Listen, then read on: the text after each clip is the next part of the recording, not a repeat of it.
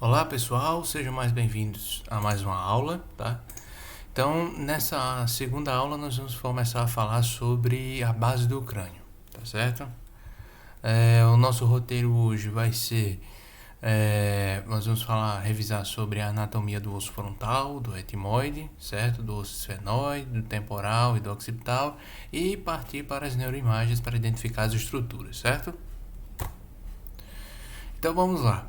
Com relação ao osso frontal e o etimoide, é interessante lembrar que eles formam a fossa anterior do crânio, tá certo? Ou o andar superior, o andar frontal do crânio, tá? Então, o que acontece? O osso frontal ele vai formar o teto das órbitas, tá certo? Como demonstrado aqui, ó. Cada lado desse aqui, caso eu retire essa placa óssea, vai dar acesso às órbitas, tá certo? Já o etimoide, ele vai formar principalmente a lâmina crivosa, tá certo? E a crista galli, tá bom? Vamos ver aqui, por exemplo, num corte sagital mediano, em que vocês vão poder observar melhor o osso etimoide, certo? O osso etimoide é esse roxinho aqui, tá? Então, a crista galli, certo? A lâmina crivosa e o restante do osso etimoide ele vai estar formando parte do septo ósseo, certo? Do septo nasal, a porção óssea, certo? Juntamente com o vômer, tá? E vai estar aqui embaixo. Então, o vômer e o etimoide, eles dois juntos formam a parte óssea do septo nasal, tá? Mas aqui na frente nós temos a parte cartilagínea e aqui atrás nós temos a parte óssea, certo?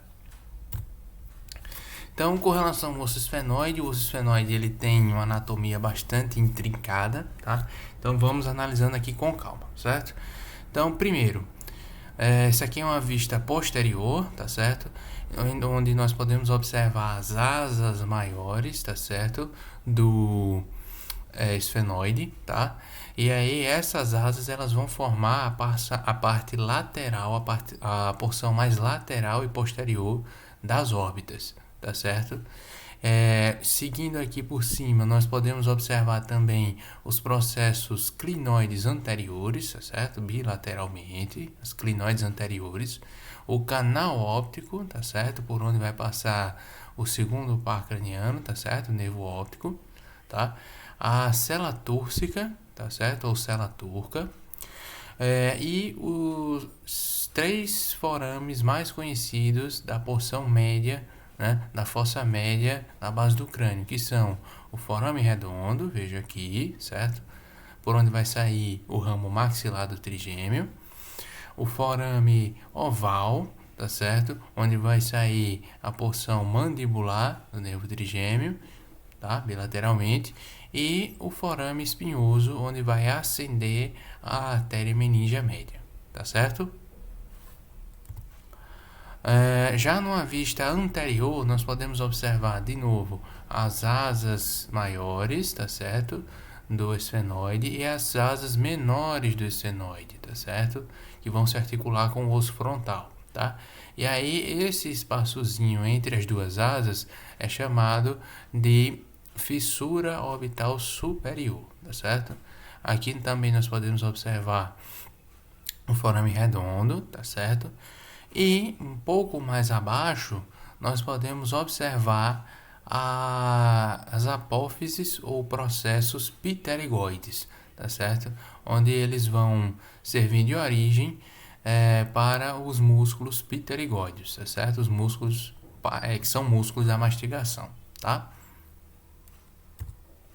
Então, aqui mostrando que o osso esfenoide, ele compõe a maior parte da fossa média, né, da base do crânio, tá certo? Se articulando aqui com o osso, a porção escamosa do osso temporal, tá certo? Uma parte aqui do osso parietal, certo? Mas principalmente o osso frontal, tá? Bem aqui, certo? E mostrando os acidentes anatômicos, tá certo? Então, fissura orbital superior, certo? Vejam aqui, forame redondo, certo? Forame oval, tá certo?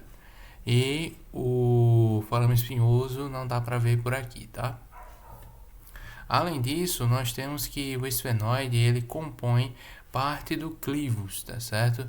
Que num corte, quando formos estudar o osso occipital, num corte sagital mediano, nós podemos ver melhor, tá certo? Que vai formar como se fosse uma ladeirinha, tá certo? Um declive, tá certo?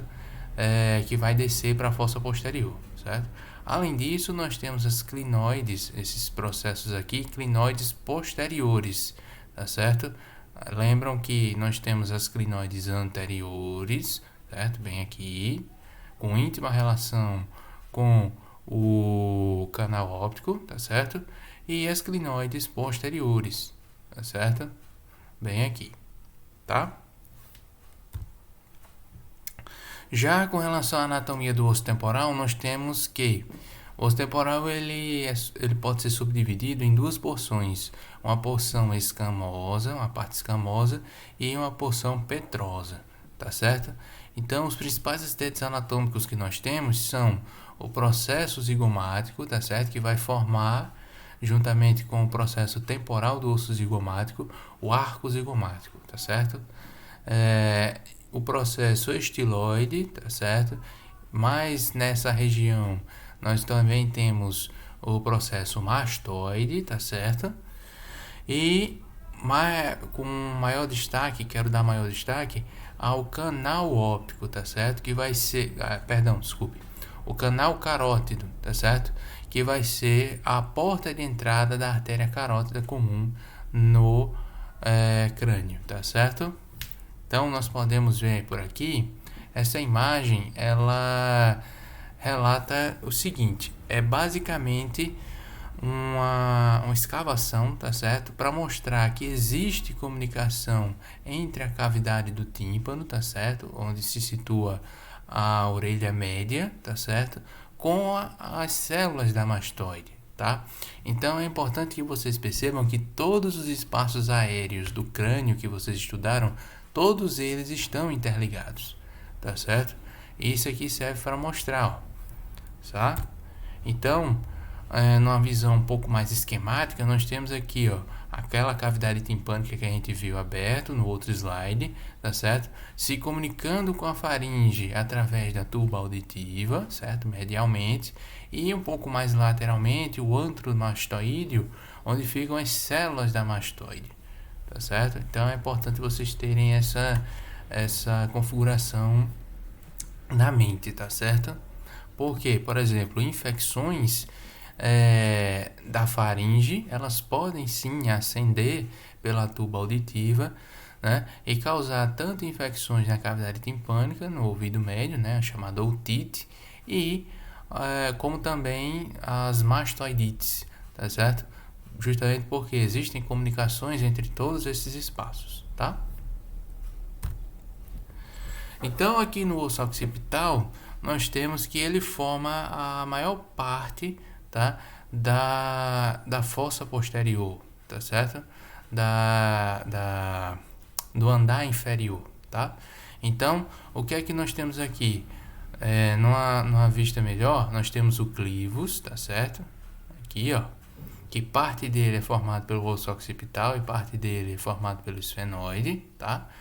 E alguns acidentes anatômicos importantes são o forame magnum, tá certo? E o canal do nervo glossofaríngeo, tá certo? Perdão, do nervo hipoglosso, tá certo? Canal do nervo hipoglosso, bem aqui embaixo, tá? Onde ele vai sair pelo crânio, tá? Além disso, outros achados importantes são o forame jugular, tá certo? Como demonstrado aqui, e o meato acústico interno, tá certo? Onde nós vamos poder identificar nas imagens, tá? Então, num corte sagital, nós podemos observar o seguinte, ó. Vejam que na fossa posterior nós temos o clivus, tá certo? Como eu disse, parece uma ladeirinha, tá certo? Que leva em direção à fossa posterior. Nós temos o meato acústico interno, tá certo? E o forame jugular. Além disso, nós temos o forame magno, tá certo? E o canal hipoglosso, tá certo? O canal do nervo hipoglosso. Então, partindo aqui para as imagens, tá? Então, lembra lá da primeira aula que o método de escolha para observar osso vai ser o que? A tomografia, tá certo? Então, nós estamos partindo aqui de cortes um pouco mais acima, certo? E vamos começar a descer, tá? Os cortes. Lembrando, de novo, esse é o lado direito do paciente, tá certo? E esse é o lado esquerdo do paciente, tá? Lembrando, estamos vendo essa imagem de baixo para cima, tá? Então vamos lá, para os acidentes. Nós temos aqui, um pouco mais anteriormente, a clinoide anterior, tá certo? Bilateralmente, que dá para ver bem, ó, tá? A clinoide posterior, tá certo? Que vai se insinuar aqui. E o meato acústico interno, tá certo? Onde nós podemos ver aqui, ó. Descendo um pouco mais esse corte, nós podemos observar o canal óptico, tá certo? Por onde passa o nervo óptico, tá certo? E, como eu tinha dito, as clinoides posteriores, tá certo? As clinoides anteriores ainda estão aqui, ó, certo? Então, observem que tem íntima relação com o canal óptico, tá? Descendo um pouco mais o corte, o que é que nós temos? A fissura orbitária superior, tá certo? Dando acesso aqui à órbita dos olhos, tá? Isso aqui é um corte um pouco mais superior, então nós temos ainda o osso frontal, tá? Mas aqui você já consegue perceber a órbita, tá certo? Dos olhos. Mudando aqui só um pouco o método de estudo, tá certo? Isso aqui é uma ressonância ponderada em T2, tá certo? A gente chama desse jeito, ponderada, tá? Então, a ressonância ponderada em T2, só para mostrar aqui para vocês a porção petrosa, tá certo? Do osso temporal, bem escurecido, e a cóclea, tá certo? Juntamente com os canais semicirculares, bem aqui, tá certo? Só para mostrar para vocês como fica a relação, tá? E, além disso, mostrar para vocês que reiterar, né? Fazer uma revisão de que o osso, ele sempre fica preto, tá certo? Na ressonância. Ele sempre fica pretinho, tá? Então, vocês podem ver aqui. Então, continuando na nossa tomografia, no estudo de janela óssea, nós temos aqui a crista Galli, tá certo? Num corte. O canal carótico, tá certo? Que vai ser a porta de entrada da artéria carótida interna no crânio, tá certo? Esse achado é muito importante porque em fraturas de base de crânio, ou pelo menos em TCS, tá certo? Eu preciso analisar essa porção aqui. Por quê? Essa estrutura aqui. Por quê? Veja, se essa estrutura estiver fechada ou danificada, há uma grande chance de eu ter danificado também a artéria carótida interna, tá certo? Ou seja, a vascularização do cérebro vai estar comprometida, tá? Isso inclui um fator de mau prognóstico, tá? E, além disso, nós temos o meato acústico externo, tá certo? Onde vocês conseguem perceber aqui, ó, tá? E agora, os 3 principais forames da fossa média, né? Aqui não ficou bilateralmente, tá? Por mais ajustes no corte, tá? Às vezes, esses forames não estão exatamente na mesma altura do corte axial, então eles acabam escapando, tá? Mas vocês veriam a mesma coisa aqui do outro lado, tá? É só subir ou descer um pouco mais o corte. Então, mas enfim, esse aqui seria o forame redondo, tá certo? O forame oval e o forame espinhoso aqui mais abaixo, tá certo? Além disso, o que é que nós temos aqui? O forame lácero, tá certo? Bem aqui próximo à cela túrcica, tá certo? Eu só não peguei a cela túrcica porque é um corte um pouco mais abaixo, tá? Então eu já estou pegando o seio do esfenoide, tá certo? Que é um dos espaços aéreos do crânio, tá? Aqui nós podemos observar também o clivos, tá? Parte do clivos, na realidade. Lembrem-se que isso aqui são cortes, tá? Não são, você não abriu o crânio, está vendo o crânio bem bonitinho, igual nos desenhos, tá? Então isso aqui é um corte, tá? A outra porção do clivos, ele vai estar um corte mais acima, tá?